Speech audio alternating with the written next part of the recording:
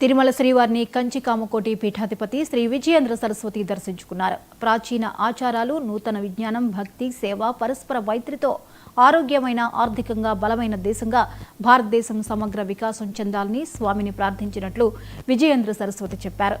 నరక చతుర్దశి, దీపావళి పుణ్యకాలంలో భక్తులంతా సుఖంగా, శాంతి భద్రతలతో ఉండాలని ప్రార్థించాలని విజయేంద్ర సరస్వతి అన్నారు.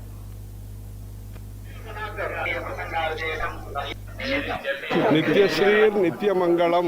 మన భారతదేశము ప్రాచీన ఆచారంతో, నూతనమైన విజ్ఞానంతో, మన కుటుంబ సభ్యతతో, భక్తి, సేవ, పరస్పర మైత్రి, సౌజన్యంతో ఆరోగ్యమైన దేశముగా, ఆర్థికంగా బలమైన దేశంగా, ఆధ్యాత్మిక ఆలోచనలు, ఆధ్యాత్మిక ఆచరణ కలిగిన దేశంగా, సమగ్ర వికాసం, అందరికీ వికాసం కలగటానికి ఈరోజు నరక చతుర్దశి దీపావళి పుణ్యకాలం రోజు తైలే లక్ష్మీ జలే గంగా అని చెప్పి ఈరోజు పుణ్యస్నానం చేసిన అందరికీ కూడా లక్ష్మీ కటాక్షము, గంగా పవిత్రత అందరికీ కలగాలని భూలోక వైకుంఠమైన తిరుమలలో వెంకటేశ్వర స్వామి పాదములో ప్రార్థన చేయటం జరిగింది.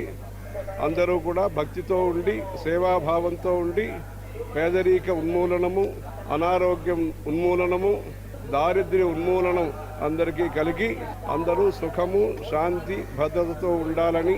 నిత్యశ్రీ నిత్యమంగళం. మన భారతదేశ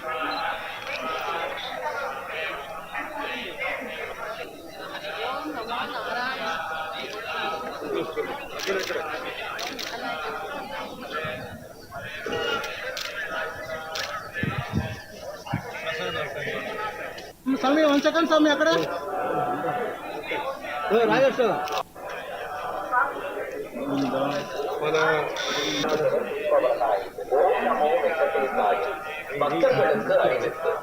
திருமலையில் அரசியல் objectionable race and posting them on social